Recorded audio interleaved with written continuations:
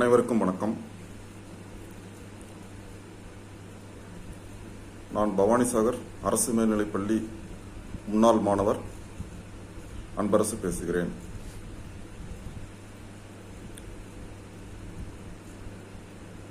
நமது model school GHS Bhavanisagar alumni association WhatsApp குரூப்பின் 5ஆம் ஆண்டு நிறைவு வருகின்ற 2025ஆம் ஆண்டு ஜூலை மாதம் வருகிறது. அதனையொட்டி 2025ஆம் ஆண்டு ஜூலை மாதம் நமது முன்னாள் மாணவ மாணவியர் சந்திப்பு நடைபெற உள்ளது. இந்த சந்திப்பில் நாம் நமது பவானிசாகர் மாடல் ஸ்கூல், பவானிசாகர் அரசு உயர்நிலைப்பள்ளி, பவானிசாகர் அரசு மேல்நிலைப்பள்ளி ஆகிய பள்ளிகளில் முன்னர் பணியாற்றிய நமது ஆசிரியர் பெருமக்களை கௌரவப்படுத்துவது என்றும், கடந்த காலங்களில் நமது பள்ளிகளில் பயின்று பல்வேறு துறைகளில் சாதனைகள் புரிந்த முன்னாள் மாணவ மாணவியரை கௌரவப்படுத்துவது என்றும் தவிர, கடந்த 5 வருடங்களாக நம்முடைய வாட்ஸ்அப் குழுவில் பயணித்து வரும் முன்னாள் மாணவ மாணவியர் மற்றும் பள்ளி தொடர்பான அனைத்து ஆளுமைகளையும் கௌரவப்படுத்துவது என்றும் முடிவு செய்யப்பட்டுள்ளது.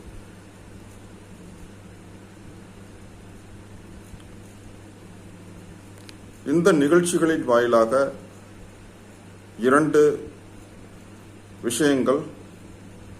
விஷயங்களை நாம் எதிர்பார்க்கிறோம். ஒன்று, நிஜமாகவே அந்த ஆளுமைகளை கௌரவப்படுத்துவது என்பது, அந்த பெருமை அவர்களுக்கு சென்று சேரும். இது ஒரு விஷயம். இன்னொரு விஷயம், இந்த மாதிரியான ஆரோக்கியமான நிகழ்வுகளின் வாயிலாக கடந்த கால வரலாறை இன்றைய நவீன உலகத்திற்கு அறிமுகம் செய்து வைப்பது நம்முடைய நோக்கம். ஆக, நமது பள்ளி ஆசிரியர் பெருமக்கள், சாதனை செய்த முன்னாள் மாணவ மாணவியர், நம்முடன் பயணித்துக் கொண்டிருக்கும் முன்னாள் மாணவ மாணவியர், இவர்களை கௌரவப்படுத்துவதன் வாயிலாக இன்றைய நவீன உலகத்திற்கு அவர்களை நாம் எடுத்துச் செல்கிறோம் என்று ஒரு அர்த்தமாகிறது. அந்த வகையில்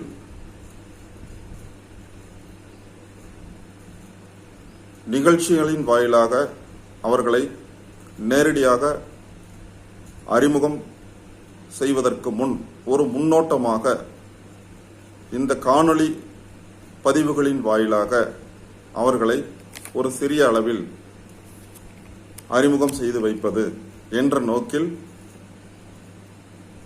இந்த காணொளி பதிவுகளை நான் பதிவிடுகிறேன். குரூப் அட்மின் என்ற வகையிலும் பவானிசாகர் தொடக்கப்பள்ளி, பவானிசாகர் அரசு மேல்நிலைப்பள்ளி ஆகிய பள்ளிகளில் பயின்ற முன்னாள் மாணவர் என்ற வகையிலும் இதுவரை திரட்டப்பட்ட தகவல்களின் அடிப்படையில் இந்த காணொளிகளை நான் பதிவு செய்கிறேன். இன்றைய காணொளியில் நான் பவானிசாகர் அரசு மேல்நிலைப்பள்ளியில் 1979ஆம் ஆண்டு முதல் 1982ஆம் ஆண்டு வரை பணியாற்றிய பள்ளி தலைமை ஆசிரியர் திரு தர்மசகாயம் அவர்களை பற்றி பேச உத்தேசித்துள்ளேன்.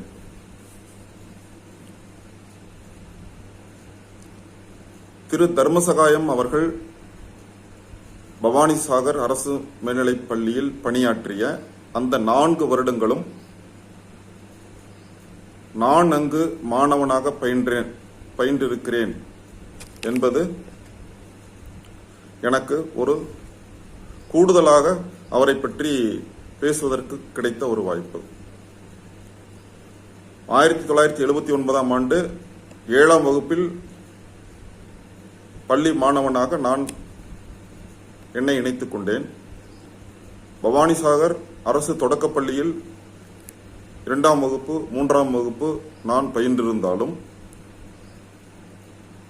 என்னுடைய தகப்பனாரின் இடமாறுதல் காரணமாக பல்வேறு ஊர்களுக்கு பயணப்பட்டு மீண்டும் பவானிசாகர் அரசு மேல்நிலைப் பள்ளியில் 7ஆம் வகுப்பில் நான் என்னை இணைத்துக் கொண்டேன். தொடர்ந்து 10ஆம் வகுப்பு வரை நான் அங்கு பயின்றேன். குறிப்பிட்ட அந்த காலகட்டத்தில் அங்கு தலைமை ஆசிரியராக பணிபுரிந்தவர் திரு தர்மசகாயம் சார் அவர்கள். அந்த வகையில் அவரை நான் நேரடியாக அறிவேன். திரு தர்மசகாயம் சார் அவர்களை பற்றி குறிப்பிடும் பொழுது முதலில் நம் அனைவருடைய நினைவுக்கு வருவது அவருடைய அபரிதமான ஒரு தோற்றப்பொழிவு. ஆம், நிர்வாகத்தில் அவர் மிகவும் கட்டுக்கோப்பானவர், கண்டிப்பானவர் என்று கூட கூறலாம். ஏனென்றால் ஒரு பள்ளியை நிர்வாகம் செய்யக்கூடிய ஒரு தலைமை ஆசிரியர் அவர்களுக்கு நிச்சயம் இருக்க வேண்டிய ஒரு குணாதிசயம் கண்டிப்பு, அதற்கு பிறகு கனிவு. இந்த 2 குணாதிசயங்களும் ஒருங்கே அமைய பெற்றவர் திரு தர்மசகாயம் அவர்கள். அவருடைய காலகட்டத்தில் பள்ளியில் பயின்ற மாணவ மாணவியரின் எண்ணிக்கை என்பது 1500ஐ தாண்டி இருக்கக்கூடும் என்பது என்னுடைய ஒரு நினைவு. காரணம் என்னவென்றால் அந்த H வடிவ கட்டிடத்தில் அனைத்து வகுப்பறைகளும் நிரம்பி நடைபாதைகளிலும் பள்ளி நடைபாதைகளிலும் வகுப்பு நடைபெற்றது உண்டு. அதுபோக பள்ளி வளாகத்திற்குள் இருந்த மரத்தடி நிழல்களிலும் வகுப்புகள் நடைபெற்றது உண்டு. இது அந்த காலகட்டத்தில் பயின்ற அனைவருக்கும் தெரிந்த ஒரு உண்மை. அப்படி ஒரு 1500 மாணவ மாணவியர் பயின்ற ஒரு பள்ளியின் தலைமை ஆசிரியராக அவர் பொறுப்பேற்ற பிறகு நிர்வாகத்துறையில் பல்வேறு மாறுதல்களை அவர் கொண்டு வந்தார். அந்த காலகட்டத்தில் அங்கு பள்ளியில் மாணவர் தலைவராக இருந்தவர் உயர் திரு ஆனந்தன் அவர்கள். அவரும் அந்த ஆரோக்கியமான நிர்வாகத்திற்கு பெரிதும் துணை புரிந்தார். சரி, பள்ளியில் பயின்ற 1500 மாணவர்களில் ஒரு மாணவனாக நான் அங்கு இருந்த போதிலும் எனக்கு திரு தர்மசகாயம் சார் அவர்களை நேரடியாக சந்தித்து பேசி பழகக்கூடிய வாய்ப்புகள் சில வகைகளில் அமைந்தது. ஒன்று, சாரணர் வகுப்பில் நான் பங்கு பெற்றதால் திரு ரத்னசபாபதி சார் அவர்கள் பல விஷயங்களை கலந்து பேசும் பொழுது என்னை தலைமை ஆசிரியர் அலுவலகத்திற்கு அழைத்துச் செல்வார். அதே சமயத்தில் விளையாட்டுத் துறையில் நான் பூப்பந்து அணியில் இடம்பெற்றிருந்ததால் ஆசிரியர் PT நாகராஜ் சார் அவர்கள் போட்டிகள் தொடர்பாகவும் விளையாட்டு தொடர்பாகவும் பேசும் பொழுது என்னை அவருடன் தலைமை ஆசிரியர் அலுவலகத்திற்கு அழைத்துச் செல்வார். இப்படியாக தர்மசகாயம் சார் அவர்களை நேரடியாக சந்திக்கக்கூடிய ஒரு வாய்ப்பு எனக்கு இயற்கையாக அமைந்தது. அது என்னுடைய அதிர்ஷ்டம் என்றுதான் நான் சொல்லுவேன். 7ஆம் வகுப்பு அநேகமாக ஒரு 11 வயது 12 வயது தான் எனக்கு அப்போது இருந்திருக்கக்கூடும். அந்த சிறிய வயதில் ஒரு நிர்வாகத்துறையின் முதலாவது ஆளுமையாக இருந்த தலைமை ஆசிரியர் தர்மசகாயம் அவர்களை நேரடியாக சந்திக்கக்கூடிய வாய்ப்பு எனக்கு அமைந்தது என்னுடைய அதிர்ஷ்டம்தான். அற்புதமான முறையில் பள்ளி நிர்வாகத்தை கையாண்டவர். கண்டிப்பு என்பதற்கு மறுபெயர். ஒரு சிறிய பிசிறு கூட தட்டாத வகையில் அவருடைய நிர்வாகம் அமைந்திருக்கும். அது காரணம் என்னவென்றால் என்ன என்பது நேரடியாக பள்ளியில் பயின்றதால் அதை என்னால் முழுமையாக உணர முடிந்தது. அவருடைய நிர்வாகத்தின் கீழ் பணிபுரிந்த ஆசிரியர் பெருமக்கள், அங்கு பயின்ற மாணவ மாணவியரின் கட்டுக்கோப்பு என்று பல விஷயங்களை நாம் உதாரணமாக கூற முடியும். ஒரு சில சம்பவங்களை இங்கு நான் நினைவு கூறுகிறேன். முதலாவதாக எனக்கு அவருடைய நேரடியான பரிச்சயம் என்பது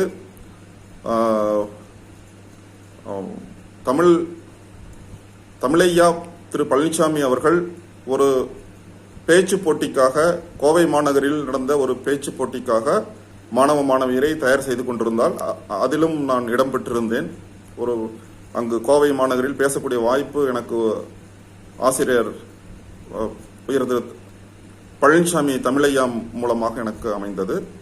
அப்படியாக அந்த பேச்சு போட்டியில் கலந்து கொள்ளும் ஒரு மாணவனாக என்னை தலைமை ஆசிரியர் திரு தர்மசகாயம் அவர்களுக்கு பழனிசாமி ஐயா அறிமுகம் செய்து வைத்தார். அப்பொழுது தர்மசகாயம் சார் அவர்கள் அந்த பேச்சு போட்டியில் நான் எப்படி கலந்து கொள்ள வேண்டும், எந்த மாதிரியாக என்னுடைய பரிமளிப்பை கொடுக்க வேண்டும் என்று சில அறிவுறுத்தல்களை எனக்கு கூறினார். அது ஒரு 7ஆம் வகுப்பு படிக்கும் போதுதான் என்று நினைக்கிறேன். அது எனக்கு ஒரு நல்ல அறிமுகத்தை அவரிடம் கொடுத்தது.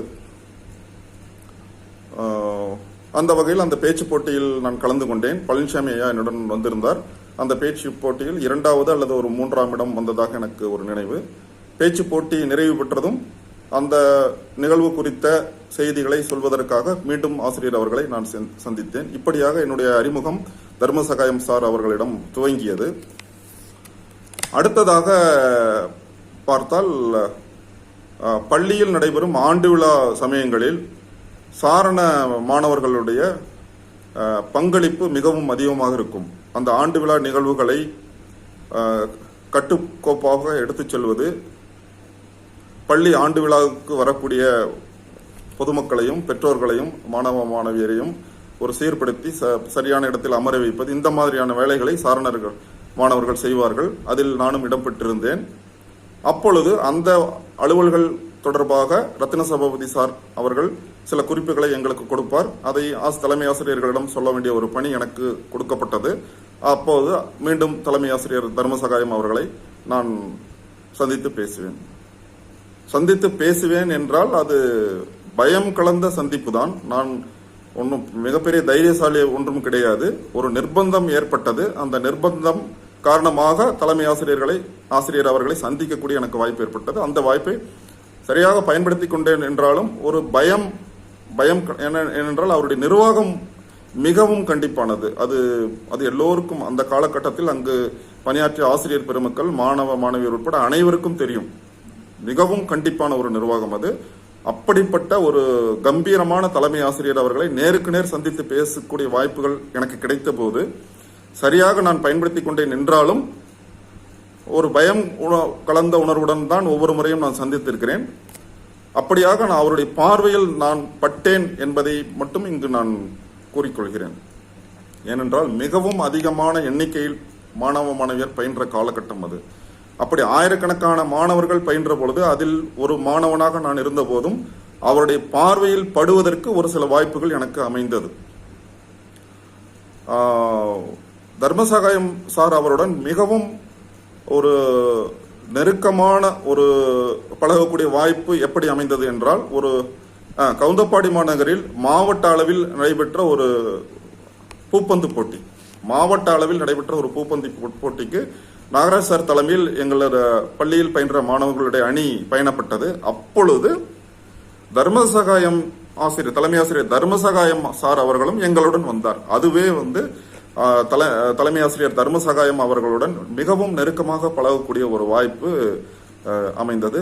அந்த குறிப்பிட்ட ஒரு பயணத்தில் தான் தர்மசகாயம் சார் அவர்களுடைய இன்னொரு கனிவான ஒரு பக்கத்தையும் எங்களால் பார்க்க முடிந்தது.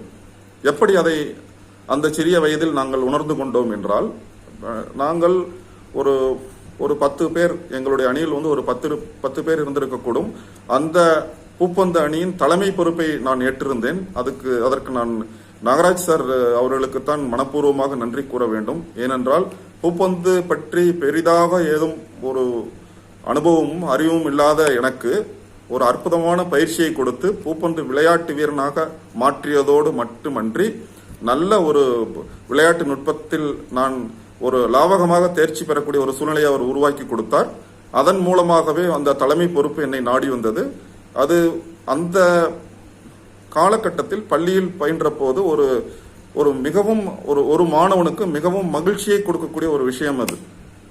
நான் உண்மையாகவே அந்த காலகட்டத்தை நன்றாக என்னுடைய பள்ளி நாட்களை அந்த விளையாட்டு வீரன் என்ற போர்வையில் அனுபவித்தேன் என்றுதான் கூற வேண்டும். அந்த ஒரு தகுதி பூப்பந்து அணியின் கேப்டன் என்ற ஒரு தகுதி எனக்கு கிடைத்த ஒரு காரணத்தினால் தர்மசகாயம் சாருடைய நெருங்கி பழகக்கூடிய ஒரு வாய்ப்பு எனக்கு கிடைத்தது. அந்த மாவட்ட அளவிலான பூப்பந்து போட்டி என்பது அது சாதாரண விஷயம் அல்ல. ஈரோடு மாவட்டத்தில் மாவட்ட அளவில் நடைபெற்ற அந்த ஒரு பூப்பந்து போட்டி அது. அதற்கு ஆசிரியர் தர்மசகாயம் சார் அவர்களின் தலைமையில் நாகராஜ் சார் அவர்களின் வழிகாட்டுதலின் பேரில் எங்களுடைய அணி கவுந்தப்பாடி நகருக்கு சென்றது. கவுந்தப்பாடி பள்ளியில் அந்த போட்டி நடைபெற்றது. அது ஒரு மிகவும் சுவையான மற்றும் மகிழ்ச்சி தரக்கூடிய ஒரு அனுபவம். அதே சமயத்தில் ஒரு சேலஞ்சிங் டாஸ்க் என்று சொல்லக்கூடிய ஒரு சவாலான ஒரு விஷயம் அது. மாவட்ட அளவிலான பூப்பந்து போட்டியில் அந்த மாவட்டத்தில் உள்ள அநேகம் பள்ளிகளுடைய அணிகள் அங்கு கலந்து கொள்ளும். ஒவ்வொரு அணிக்கும் ஒவ்வொரு தனித்தன்மை இருக்கும். நாகராஜ் சார் எங்களுக்கு கொடுத்த மிகவும் கட்டுக்கோப்பான ஒரு பயிற்சி, துணிச்சலான அணுகுமுறைகள், விளையாட்டு ரீதியிலான ஒரு அதி அற்புதமான லாவகங்கள் அத்தனையுமே நம்மளுடைய பவானிசாகர் அரசு மேல்நிலைப் பள்ளியில் எங்களுக்கு கற்றுக் கொடுத்தார். பவானிசாகர் அரசு மேல்நிலைப்பள்ளி தலைமை ஆசிரியர் அவருக்கு நிகரான ஒரு கண்டிப்பை விளையாட்டு பயிற்சியில் நாகராஜ் சார் அவர்கள் மேற்கொள்வார். இதுதான் எங்களை நாங்கள் தயார்படுத்தி கொண்டோம் என்றால் தலைமை ஆசிரியர் தர்மசகாயம் அவர்களுடைய வழிகாட்டுதல் மற்றும் நாகராஜ் சார் அவர்களுடைய துடிப்பு மிக்க பயிற்சி, கண்டிப்பான பயிற்சி. அவருடைய பயிற்சி என்பது மிகவும் கட்டுக்கோப்பாக இருக்கும். விளையாட்டுத் துறையில் பரிமளிப்பை கொடுப்பதும் வெற்றி கனிகளை பறிப்பதும் மகிழ்ச்சியான ஒரு விஷயம் என்றாலும் அதற்கு பின்புலத்தில் தலைமை ஆசிரியர் அவர்களும் தலைமை ஆசிரியர் திரு தர்மசகாயம் அவர்களும் நாகராஜ் சார் அவர்களும் கொடுத்த பயிற்சி என்பது சாமானியப்பட்டதல்ல. திரு தர்மசகாயம் சார் அவர்கள் தன்னுடைய வார்த்தை பிரயோகங்களிலேயே அந்த கண்டிப்பை காண்பிப்பார். திரு நாகராஜ் சார் அவர்கள் வார்த்தை பிரயோகங்களில் காண்பிப்பார் என்பதை தாண்டி தன்னுடைய செயலிலும் அதை காட்டுவார். அப்படிப்பட்ட ஒரு கடுமையான பயிற்சி எங்களுக்கு கொடுக்கப்பட்டதன் காரணமாக குறிப்பிட்ட அந்த மாவட்ட அளவில் நடைபெற்ற ஒரு பூப்பந்து போட்டியில் நாங்கள் வெற்றி கோப்பையை கைப்பற்ற முடிந்தது. அது ஒரு அற்புதமான ஒரு அனுபவம். அதற்காக எங்களுக்கு பின்புலமாக இருந்தவர்கள் ஆசிரியர் நாகராஜ் சார் அவர்களும் முக்கியமாக தலைமை ஆசிரியர் தர்மசகாயம் சார் அவர்களும். அந்த பயண பவானிசாகரில் நாங்கள் புறப்பட்டதிலிருந்து கவுந்தப்பாடி சென்று சேர்ந்து மிக கடுமையான போட்டிகளை நாங்கள் நேருக்கு நேர் சந்தித்து ஒவ்வொரு போட்டியிலும் நாங்கள் வெற்றி பெறும் போது எங்களை உற்சாகப்படுத்தியதிலும் சரி, ஒரு பள்ளி மாணவர்களாக எங்களை அவர் கவனித்த விதம் இருக்கிறதே அது வார்த்தைகளில் கூறுவது கிடையாது. அவ்வளவு அற்புதமான ஒரு அக்கறையை எங்கள் மீது தன்னுடைய பிள்ளைகளின் மேல் காட்டக்கூடிய அக்கறையை அவர் காட்டினார். பள்ளியில் தலைமை ஆசிரியராக அவரை கண்டு பயந்து ஒதுங்கிய நாங்கள் அப்படிப்பட்ட நிலையில் இருந்த எங்கள் மீது அவர் காட்டிய கனிவு என்பது மிகவும் அற்புதமானது. ஆசிரியர் அவர்களும் மிகவும் அக்கறை எடுத்துக்கொண்டார். நாங்கள் தங்கிய இடமாகட்டும், எங்களுக்கு கிடைத்த உணவுகளாகட்டும், மற்றபடி விளையாட்டு சம்பந்தமாக அங்கு நடைபெற்ற செயல்களாகட்டும் எல்லாவற்றிலுமே தனிப்பட்ட அக்கறையை எடுத்துக்கொண்டு திரு தர்மசகாயம் ஆசிரியர் அவர்கள் செயல்பட்டார். அது ஒரு முக்கிய காரணம். நாங்கள் வெற்றி கனியை பறிப்பதற்கு அது ஒரு முக்கிய காரணம் என்று கூறித்தான் ஆக வேண்டும்.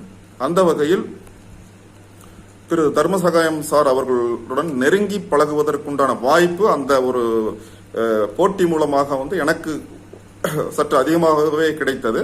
அந்த வாய்ப்பை நான் நன்றாகவும் பயன்படுத்தி கொண்டேன். ஏனென்றால் தலைமை ஆசிரியர் திரு தர்மசகாயம் அவர்களிடம் ஒரு நல்ல பெயர் எடுப்பது என்பது அவ்வளவு எளிமையான விஷயம் அல்ல.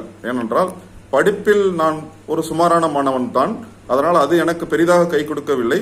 விளையாட்டுத் துறையில் நான் கொடுத்த பரிமளிப்பு எனக்கு அவரிடம் ஒரு நல்ல பெயரை ஈட்டித் தந்தது என்பது உண்மை. அந்த வகையில் தர்மசகாயம் சாருடைய எல்லா விதமான ஒரு குணாதிசயங்களையும் நான் தெரிந்து கொள்ள நேர்ந்தது. பள்ளியில் ஒரு 1500 மாணவ மாணவியரை அவர் நிர்வகிக்கக்கூடிய ஒரு நிலையில் இருந்தார். ஏராளமான ஆசிரியர் பெருமக்களை நிர்வகிக்கக்கூடிய ஒரு நிலையில் இருந்தார். அவ்வளவு ஒரு கம்பீரமான ஒரு நிலையில் இருந்த ஒரு தலைமை ஆசிரியர் அவர்.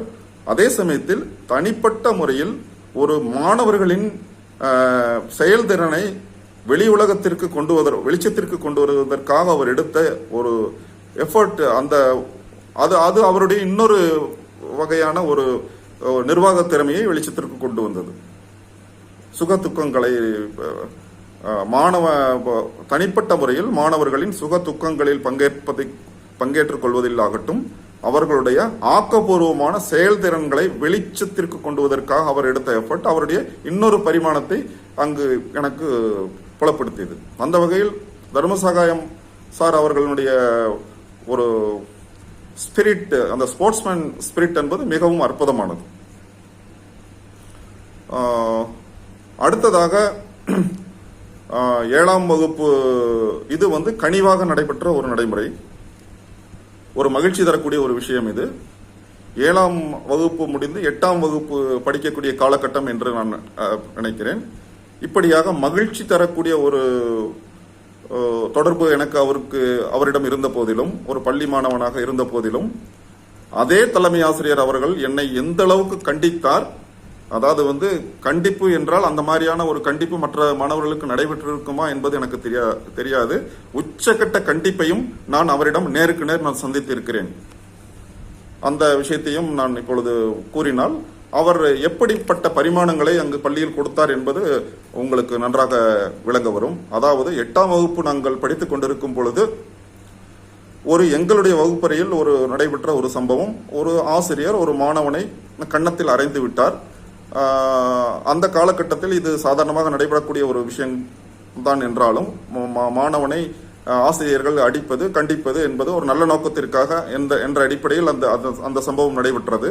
ஆனால் அடி வாங்கிய மாணவனுடைய தன்னுடைய தன்மான உணர்வு அதனை அவனால் ஏற்றுக்கொள்ள முடியவில்லை. அதனால் அவன் என்ன செய்து விட்டான் என்றால், அந்த வகுப்பு ஆரம்பித்து அடி வாங்கிய பின் அந்த குறிப்பிட்ட அந்த வகுப்பு ஆரம்பித்து முடியும் வரை அவன் தன்னுடைய இருக்கையில் அமரவே இல்லை. அவனுடைய தன்மான உணர்வு அவனை அமர விடவில்லை. ஆசிரியர் கேட்டு பார்த்தும் அமரவில்லை. மாணவர்களாகி அப்போது பள்ளி அந்த வகுப்பினுடைய மாணவர் தலைவனாகவும் நான் இருந்தேன். நான் எவ்வளவு தூரம் கேட்டு பார்த்தும் அவன் அமரவில்லை. எங்களுடைய சக மாணவர்கள் கேட்டு பார்த்தும் அமரவில்லை. அப்படி அவனுடைய மனோதிடம் எங்களை வியக்க வைத்தது, ஆச்சரியப்பட வைத்தது, வியப்பின் எல்லைக்கே கொண்டு சென்றது. ஆசிரியரும் அந்த குறிப்பிட்ட வகுப்பு முடிந்து தன்னுடைய ஓய்வறைக்கு சென்று விட்டால், ஆனாலும் அந்த மாணவன் அமர்வதாக இல்லை. அப்பொழுது என்னுடன் பயின்ற சக மாணவன் தேவேந்திரன், அவன்தான் வகுப்பில் பெரிய பையன், அவன் எப்படியாவது அவனை சமாதானம் செய்துவிட வேண்டும் என்பதற்காக அவனிடம் நேருக்கு நேர் பேசிக் கொண்டிருந்தான். அப்போதும் அவன் சமாதானம் ஆவதாக இல்லை. அப்போது இந்த பிரச்சனைக்கு எப்படியாவது அடுத்த ஆசிரியர் வகுப்பறைக்குள் வருவதற்குள் எப்படியாவது இந்த பிரச்சனையை தீர்த்து விட வேண்டும் என்பது ஒரு மாணவர் தலைவனாக என்னுடைய பொறுப்பாக இருந்தது. அப்போது ஒரு சில மாணவர்கள் என்ன கூறினார்கள் என்றால், ஆசிரியர் அவர்கள் மாணவனை கன்னத்தில் அறைந்தது தவறு, வேண்டுமென்றால் கண்டித்திருக்கலாம், அல்லது குச்சியில் ஏதாவது 1-2 அடி கொடுத்திருக்கலாம், கன்னத்தில் நேரடியாக அவர் எப்படி அறையலாம், அது ஏதாவது நாம் செய்தாக வேண்டும், அவர் செய்தது தவறு என்பதை புரிய வைப்பதற்காக நாம் ஏதாவது ஒன்று செய்தாக வேண்டும் என்று மாணவர்களுக்குள் ஒரு ஆலோசனை நடைபெறுகிறது. கற்பனை செய்து பாருங்கள், 1980ஆம் வருடம், இன்றிலிருந்து ஏறக்குறைய 44 வருடங்களுக்குள் 44 வருடங்களுக்கு முன் பவானிசாகர் அரசு மேல்நிலைப்பள்ளியில் எங்களது வகுப்பறையில் நடைபெற்ற ஒரு சம்பவம். அப்பொழுது எங்களுக்குள் ஒரு கலந்துரையாடல் நடைபெறுகிறது. அப்பொழுது நாங்கள் எல்லாரும் சேர்ந்து ஒரு முடிவு செய்கிறோம். நாம் அனைவரும் வகுப்பறையை விட்டு வெளியே சென்றால் நிச்சயம் அவர் செய்தது என்று அவருக்கு புரிந்துவிடும். ஏதாவது ஒரு வகையில் அவர் அந்த மாணவனிடம் மன்னிப்பு கேட்பதற்கு ஒரு வாய்ப்பு உண்டு என்று நாங்களாக எங்களுக்குள் பேசி, எனக்கு அதில் பரிபூர்ணமான ஒரு சம்மதம் இல்லை என்றாலும் பெரும்பான்மையான மாணவர்கள் அந்த முடிவுக்கு வந்ததால் ஒரு வகுப்பு தலைவன் என்ற முறையில் நானும் அதை ஏற்றுக்கொள்ள வேண்டிய ஒரு சூழலை உருவானது. முடிவு செய்த நாங்கள் சடார் என்று அனைவருமே வகுப்பறையை விட்டு வெளியே வந்தோம். ஒரு சில நிமிடங்களில் பள்ளியை விட்டே நாங்கள் வெளியே வந்து விட்டோம். நேரடியாக செந்தில் உழவும் திரையரங்கம் இருக்கக்கூடிய அந்த செந்தில் உழவும் திரையரங்கத்திற்கு முன்னால் போடப்பட்டிருந்த பந்தலுக்குள் நாங்கள் சென்று விட்டோம். அவசர கதியில் செய்தோம். இதனுடைய பின்விளைவு என்ன என்பது ஓரளவுக்கு தெரிந்திருந்தாலும் அந்த மாணவ பருவத்தில் முழுமையாக எங்களால் உணர முடியவில்லை. நாங்கள் வெளியே சென்றதும் பள்ளிக்குள் காட்டுத்தீயாக விஷயம் பரவுகிறது. இந்த மாதிரியாக 8ஆம் வகுப்பு பி பிரிவு மாணவர்கள் பள்ளியை விட்டு வெளியே சென்று விட்டார்கள். அதற்கு காரணம் இதுதான். ஒரு ஆசிரியர் மாணவனின் கன்னத்தில் அறைந்து விட்டார். அதனை அந்த ஆசிரியர் அந்த குறிப்பிட்ட அந்த மாணவனிடம் மன்னிப்பு கேட்க வேண்டும் என்ற கோரிக்கையை முன்வைத்து அவர்கள் அனைவரும் பள்ளியை விட்டு வெளியேறிவிட்டனர். இந்த செய்தி காட்டுத்தீயாக பரவுகிறது. தலைமை ஆசிரியர் காதிற்கும் இது எட்டுகிறது. இதில் முக்கியமான விஷயம் என்றால் அந்த வகுப்பின் மாணவர் தலைவனாக வகுப்பறை கிளாஸ் லீடராக நான் இருந்தேன். ஒரு 10 நிமிடம் கழிந்த பிறகு பள்ளி உதவியாளர் திரு ராமசாமி அவர்கள் நாங்கள் இருந்த இடத்திற்கு இந்த மாதிரியாக தலைமை ஆசிரியர் அவர்கள் அன்பரசு உன்னை அழைக்கிறார், உடனடியாக நீ வர வேண்டும் என்றார். எனக்கு ஒரு பக்கம் நடந்த அவனுக்கு ஏற்பட்ட ஒரு தன்மான பிரச்சனைக்காக ஒரு வருத்தம் ஒரு பக்கம் இருந்தாலும் இந்த பிரச்சனையில் என்னுடைய முகம் முன்னணியில் நிற்கிறது. ஆகவே எனக்கு அழைப்பு வந்தது. நானும் ஒரு பயம் கலர்ந்த உணர்வுடன் பள்ளிக்கு வந்தேன். நேரடியாக தலைமை ஆசிரியர் அறைக்குள் சென்றேன். இதே தலைமை ஆசிரியர் நான் வெவ்வேறு கோணங்களில் வெவ்வேறு சூழ்நிலையில் பார்த்திருக்கிறேன். அன்று குறிப்பிட்ட அந்த சம்பவத்திற்கு பிறகு அவரை நான் பார்க்கும் பொழுது அவர் முகம் இருந்த தோரணை என்பது கற்பனைக்கும் அப்பாற்பட்டது.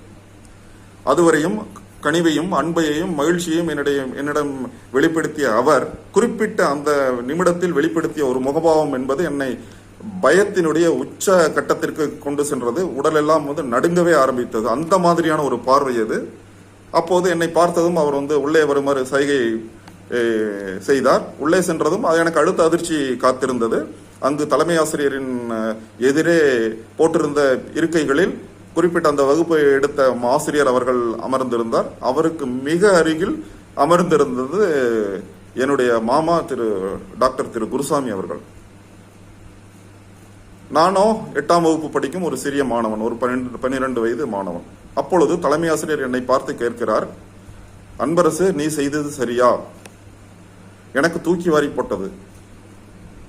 ஒரு நிகழ்ச்சி நடைபெறும் பொழுது அதற்கு தலைமை பொறுப்பை ஏற்கக்கூடிய ஒருவரின் முகம்தான் பொறுப்பையும் ஏற்கிறது என்பதை அந்த வினாடியில் நான் உணர்ந்து கொண்டேன்.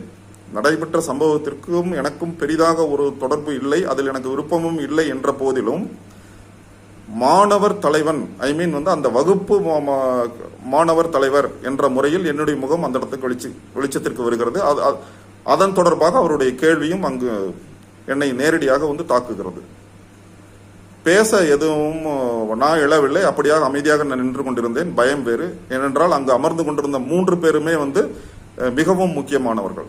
அப்பொழுது தொடர்ச்சியாக அவர் பேசுகிறார், நீங்கள் செய்த இந்த காரியத்திற்கு உங்கள் அனைவரையுமே பள்ளியிலிருந்து இப்போதே என்னால் நீக்க முடியும். இதோ பார், என் முன்னால் அமர்ந்திருக்கும் உன்னுடைய மாமா டாக்டர் திரு குருசாமி அவர்கள் இந்த பள்ளியிலேயே பள்ளி இறுதி வகுப்பில் முதல் மதிப்பெண்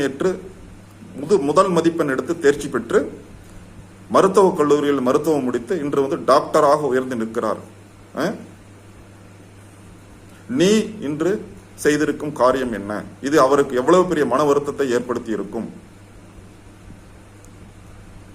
நீ இந்த பிரச்சனைக்கு நீ எடுத்த முடிவு தவறானது. ஒருவேளை இப்படியாக நீங்கள் முடிவு செய்திருந்தால் நேரடியாக என்னிடம் அதை நீ தெரிவித்திருக்க வேண்டும். ஏனென்றால் நீ எனக்கு ஏற்கனவே அறிமுகமாயிருந்த ஒரு மாணவன். ஆகவே செய்திருந்த தவறு காரணம் எதுவாக இருந்தாலும் நீங்கள் செய்தது, நீங்கள் பள்ளியை விட்டு வெளியேறியது மன்னிக்கவே முடியாத ஒரு குற்றம். ஆகவே உங்களுக்கு ஒரு 5 நிமிடம் நான் அவகாசம் கொடுக்கிறேன். அதற்குள்ளாக நீங்கள் அத்தனை பேரும் வகுப்பறைக்குள் வந்து சேர வேண்டும். குறிப்பிட்ட அந்த மாணவனும் நீயும் நேரடியாக இந்த ஆசிரியரிடம் மன்னிப்பு கேட்க வேண்டும். ஒரு ஆசிரியர் மாணவனை கண்டிக்கிறார் என்றால், அடிக்கிறார் என்றாலுமே கூட அதனுடைய நோக்கம் என்ன என்றுதான் நாம் பார்க்க வேண்டுமே தவிர அடித்து விட்டார் என்று அதை நாம் பெரிதுபடுத்தக்கூடாது என்று கூறுகிறார். எனக்கு அங்கு நின்று கொண்டிருந்த எனக்கு தலைமை ஆசிரியரையும் பார்க்க முடியவில்லை, ஆசிரியரையும் பார்க்க முடியவில்லை. குறிப்பாக என்னுடைய மாமாவை என்னால் பார்க்கவே முடியவில்லை. ஏனென்றால் அவருக்கும் எனக்கும் இருக்கக்கூடிய பந்தம் அப்பேற்பட்ட ஒரு பந்தம். வீட்டிலே கூட நான் அவரிடம் அதிகமாக பேச மாட்டேன். அவ்வளவு ஒரு அபாரமான மரியாதை எனக்கு அவரிடம். அதாவது ஒரு பாசத்திற்குரிய பந்தமாக இருந்தாலும் அதையும் தாண்டிய மிகப்பெரிய மரியாதை நான் அவர் மீது வைத்திருந்தேன். அப்போது என்னுடைய நிலை மிகவும் தர்ம சங்கடமான ஒரு நிலையானது. நான் அதிகமாக எதுவும் பேசவில்லை. சரிங்க சார், நீங்க சொல்றபடியே நான் செய்யறேன் அப்படின்னு அவர்கிட்ட சொல்லிட்டு நேரடியாக மாணவர்கள் அமர்ந்திருக்க இடத்திற்கு வந்தேன். நடந்த நிகழ்ச்சியை அவர்களிடம் விவரித்தேன். யாரும் என்னிடம் மறுப்பு கூறவில்லை. அடுத்த 5 நிமிடங்களுக்குள் நாங்கள் அனைவரும் வகுப்பறைக்கு திரும்பினோம். திரும்பிய பிறகு நானும் குறிப்பிட்ட அந்த மாணவனும் ஆசிரியரிடம் சென்று மன்னிப்பு கேட்டோம். அவரும் உடனடியாக மன்னிப்பு கொடுக்கவில்லை என்றாலும் சிறிது தாமதத்திற்கு பிறகு எங்களை மன்னித்து விட்டார். இது இந்த குறிப்பிட்ட சம்பவம் ஒருவேளை தலைமை ஆசிரியர் அவர்கள் எங்கள் மீது கோபப்பட்டு வேறு மாதிரியான ஒரு முடிவு எடுத்திருந்தார் என்றால் எங்கள் அனைவருடைய வாழ்க்கை பாதையின் திசையே தலைமாறி இருக்கும். அப்பொழுது மாணவர்களை ஊக்குவிக்க வேண்டிய நேரத்தில் ஊக்குவித்தும், தட்டி கொடுக்க வேண்டிய நேரத்தில் தட்டி கொடுத்தும், தவறுகள் செய்யும் போது தட்டி கேட்க வேண்டிய நேரத்தில் தட்டி கேட்டும் ஒரு அற்புதமான நிர்வாகத்தை கொடுத்தவர் தலைமை ஆசிரியர் திரு தர்மசகாயம் அவர்கள். இந்த மாதிரியாக திரு தர்மசகாயம் அவர்கள் பவானிசாகர் அரசு மேல்நிலைப் பள்ளியில் பணிபுரிந்த குறிப்பிட்ட அந்த 4 ஆண்டுகள் 1979 முதல் 1982 வரை அற்புதமான பல மாறுதல்களை பள்ளியில் கொண்டு வந்தார். ஆரோக்கியமான பல மாறுதல்களை பள்ளியில் கொண்டு வந்தார். ஒரு மாணவன், அப்போது படித்த ஒரு மாணவன் என்ற அளவில் நான் அறிந்த சில விஷயங்களை மட்டும் இந்த காணொலி வாயிலாக நான் பதிவு செய்துள்ளேன். அதுபோக ஆசிரியர் பெருமக்களுக்கு இன்னும் அதிகமாக தெரியும். நம்முடைய நேரடி சந்திப்பில் கலந்து கொள்ளும் ஆசிரியர் பெருமக்கள் நிச்சயமாக தர்மசகாயம் சார் அவர்களுடைய அருமை பெருமைகளை இன்னும் அதிகமாக எடுத்து வைப்பார்கள். தலைமை ஆசிரியர் திரு தர்மசகாயம் அவர்கள் நல்லாசிரியர் விருது பெற்றவர் என்பதும் குறிப்பிடத்தக்கது. நம்முடைய வாட்ஸ்அப் பதிவுகளில் அந்த ஒரு புகைப்படமும் இடம்பெற்றுள்ளது. ஆசிரியர் திரு தேவராஜ் அவர்களுடன் திரு தலைமை ஆசிரியர் இணைந்து எடுத்துக்கொண்ட ஒரு புகைப்படம் அது. அப்போது தேவராஜ் சார் அவர்களுடைய புதல்வர் திரு ஜூட் இருதயராஜ் அவர்கள் இந்த விஷயத்தை என்னிடம் தெரிவித்தார். தலைமை ஆசிரியர் திரு தர்மசகாயம் அவர்கள் நல்லாசிரியர் விருது பெற்ற போது அப்பா அவர்களுடன் இணைந்து எடுத்துக்கொண்ட புகைப்படம் என்ற ஒரு தகவலை எனக்கு தெரிவித்தார். இப்படியாக திரு தர்மசகாயம் ஆசிரியர் அவர்கள் பவானிசாகர் அரசு மேல்நிலைப் பள்ளியில் பணிபுரிந்து அங்கு பயின்ற மாணவ மாணவியர் உள்ளத்திலும் அவருடன் பணியாற்றிய சக ஆசிரியர் பெருமக்கள் உள்ளத்திலும் நீங்காத இடம் பிடித்தவர். தன்னுடைய செயல்பாடுகளின் வாயிலாக, ஆரோக்கியமான நிர்வாகத்தின் வாயிலாக தலைமை ஆசிரியர் திரு தர்மசகாயம் அவர்களை நம்முடைய முன்னாள் மாணவ மாணவியர் சந்திப்பில் கௌரவப்படுத்துவது என்று நாம் முடிவு செய்துள்ளோம். நிச்சயமாக தலைமை ஆசிரியர் அவர்கள் இப்போது நம்முடன் இல்லை என்றாலும் அவருடைய குடும்பத்தார் அந்த நிகழ்ச்சியில் கலந்து கொள்வார்கள். நாம் அவருக்கு செய்யும் மரியாதையை திரு தர்மசகாயம் சார் அவர்களுடைய குடும்பத்தார் ஏற்றுக்கொள்வார்கள். திரு தர்மசகாயம் சார் அவர்களுடைய ஆசீர்வாதம் நமக்கு எப்போதும் உண்டு என்று கூறி இந்த உரையை நான் நிறைவு செய்கிறேன். மீண்டும் அடுத்த காணொளியில் உங்களை சந்திக்கிறேன். நன்றி, வணக்கம்.